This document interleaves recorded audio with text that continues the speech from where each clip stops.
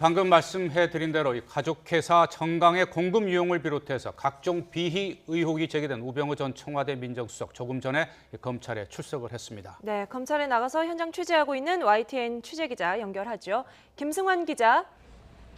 네, 서울중앙지검에 나와 있습니다. 네, 우 전 수석이 조금 전 출석하면서 어떤 말을 하고 들어갔나요?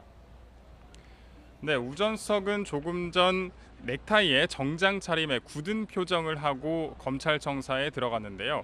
가족회사 자금 유용과 재산 축소 의혹 등에 대한 질문에 검찰에서 물어보는 대로 성실히 답을 하겠다 이렇게 짧게 말한 뒤 청사로 들어갔습니다. 또 이 과정에서 큰 소리를 지른 사람도 있었는데요. 이 사람은 우 전 수석을 고발했던 시민단체 관계자인데 우 전 수석의 이름을 크게 부르면서 소동을 벌이기도 했습니다.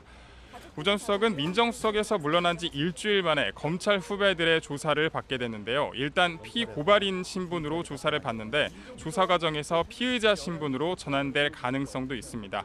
우 전 수석은 가족회사 정강의 회삿돈과 고급 외제 승용차를 개인적으로 사용했다는 의혹을 받고 있습니다. 또 아내가 경기도 화성에 있는 200억 원대 땅의 실소유주라는 사실을 숨긴 채 공직자 재산 신고를 사실과 다르게 했다는 의심도 받고 있는데요. 넥슨과 처가의 강남역 인근 땅 특혜성 거래에 개입한 의혹은 사실상 무혐의로 결론이 나서 조사 대상에서 제외될 것으로 보입니다. 의경에 복무 중인 아들이 보직 특혜를 받는데 영향력을 행사했다는 의혹도 있었지만 현재까지는 범죄의 단서가 드러나지 않은 것으로 알려졌습니다.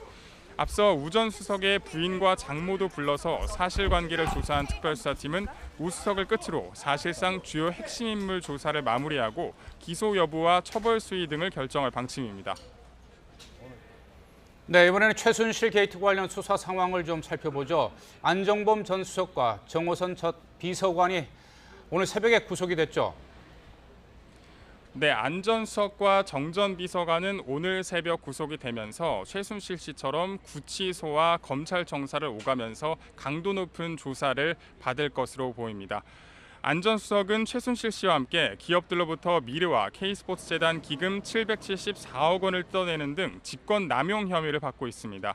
문학의 황태자로 불리던 차은택 씨의 광고회사 강탈 시도에도 개입해 강요 미수 혐의도 적용됐는데요. 안 전 수석은 어제 구속 전 신문 과정에서 대통령을 잘못 보필한 책임을 지겠다고 진술했습니다. 안 전 수석과 별개로 정호성 전 비서관은 국정농단 파문의 직접적인 계기가 됐던 청와대 문건 유출 의혹의 중심에 서 있습니다. 대통령 연설문과 외교, 국방 등 청와대 내부 문건을 민간인인 최순실 씨에게 전달한 공무상 비밀 누설 혐의를 받고 있습니다. 네, 그럼 앞으로 최순실 게이트 관련 수사가 탄력을 받을 것으로 보이는데 어떻습니까? 네, 앞으로 최순실 게이트의 정점에 있는 박 대통령에 대한 조사로 정점을 치달을 것으로 보이는데요. 민간인인 최 씨가 청와대 수석의 도움을 받아서 재단을 사유화하고 정부 기밀 문서를 받아보는데 박 대통령의 역할이 없었다고 보기 어렵기 때문입니다. 현재 최 씨와 안 전 수석이 미르와 K스포츠재단 모금 강요에 개입한 사실이 드러났지만 두 사람이 서로 모른다는 입장을 고수하는 만큼 검찰은 박 대통령이 어떤 역할을 했는지 안 전 수석과 정 전 비서관 최 씨에게 캐물을 것으로 보입니다. 또 연설문 유출 의혹 등과 관련해 박 대통령이 대국민 담화에서 최 씨의 도움을 받았다고 인정한 것을 토대로 기밀 문서 유출에 박 대통령이 어디까지 개입했는지 역시 확인이 필요합니다. 검찰은 아울러 언론에서 제기한 최 씨의 청와대 수시 출입 의혹 등도 진위를 파악할 예정입니다. 검찰은 박 대통령의 측근들을 집중적으로 추궁해 수사의 종착점인 박 대통령 조사를 위한 교두보를 마련할 방침입니다. 이후 박 대통령 조사는 청와대나 제3의 장소 등에서 방문 조사를 하는 방식 등이 검토되고 있습니다.